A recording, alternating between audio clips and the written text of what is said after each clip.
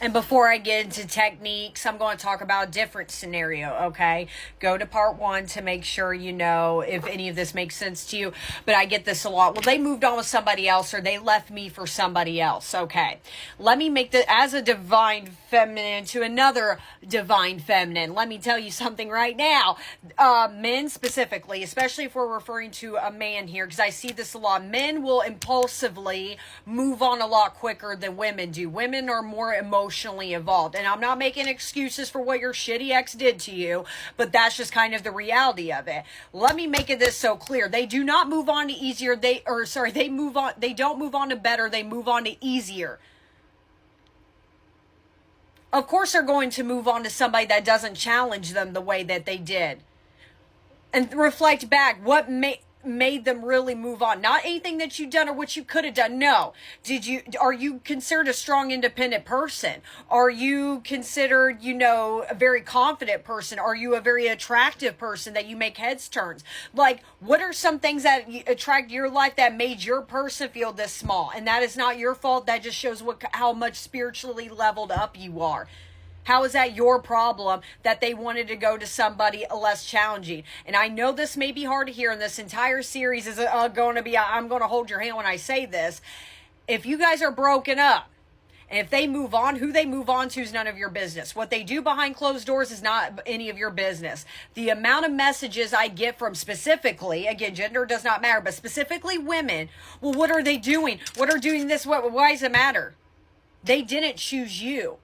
And if they didn't choose you, what makes you think they're going to choose the other person? That's not real life. For one, rebounds never work. I don't give a shit what anybody says. I don't care how long were you guys together, what sneak, I don't care. Rebounds don't work. They last 6 months tops. Tops. Most of them will fail out at 3 to 4 months. And if we're talking infidelity here, if this person cheated on you, why would you want that back? And that is really the biggest self-discipline. And I could yell and scream at this to you guys all day and every day. 222 on my timer. True alignment is here. You got to believe that. I can't believe this stuff for you guys, okay? But save these videos so you can be like, okay, I need you to know who the fuck you are. To reach your divine feminine, really, again, positive affirmations every day. It should be an honor. If this person wants to come back in your life, to be in your presence, to even talk to you, to, even smell your scent, your perfume, your cologne, it should be a freaking privilege and an honor. And if anybody cannot come into your life and worship the ground you walk on, honor you, treat you like bye. There is no ifs, ands, well, there's a connection. No, bye. That's it. That's true detachment, is really knowing who the fuck you are. Quit simping and crying over people who, I'm sorry, in that moment did not give a shit. And especially twin flames. If you guys are in a twin flame dynamic, this is the hard pill to swallow, and it makes some feminines go, ugh. Your masculine don't give a fuck. Not saying they don't love you or they don't think about this. I'm not doing that. They don't care. They don't want to deal with the connection. For whatever situation is, they don't want to deal with you, so you got to let it be. Simple codependencies, really every day. Tell yourself, let it be, let it be. I can't control this. I can't control this. It's out of my control. You have no control over it. And being in a divine feminine isn't all about who can I attract back in your life. No, really know who the you are. I actually saw a video today about keys of being a dark divine feminine, which I think is BS, is wear red lipstick and ghost every man. No. It's really owning yourself, self-disciplining, taking inner accountability on maybe some things about yourself, again, like I talked about in the last video, that maybe you're not so proud of, but also honoring all the good aspects about you. Really love yourself. The whole point of a divine connection between you and another person is, again, I always say twin flame specifically, you come into union with yourself, not your person. If you're not at this spot that you truly honor and love yourself more than your person, you're not ready. I don't care what is the scenario. In your mind, you can tell yourself, oh, I'm ready. But do you really love yourself? Because here's the secret, 444 on my timer. True divines, and I'm talking feminines, when your masculine really comes in, and I'm talking actual union, you truly will not give a fuck if your person comes in or not. You won't. So if you're still in this, are they coming? Are they coming? You're not ready. Okay? And that's okay, and that takes time. And that takes a lot of self-discipline. But really, this whole message is about owning who the fuck you are. You are beautiful. You are handsome. Again, men are welcome here too. It should be an honor for anybody to even, again, I'm getting sniff out your perfume or your cologne. It should be a freaking privilege. Because you know how you love.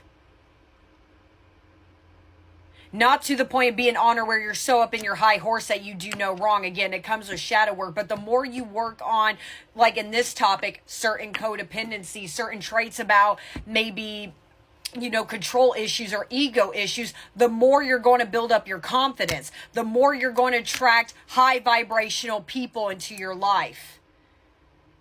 Your person right now that you're tripping over, they're not in any vibration right now.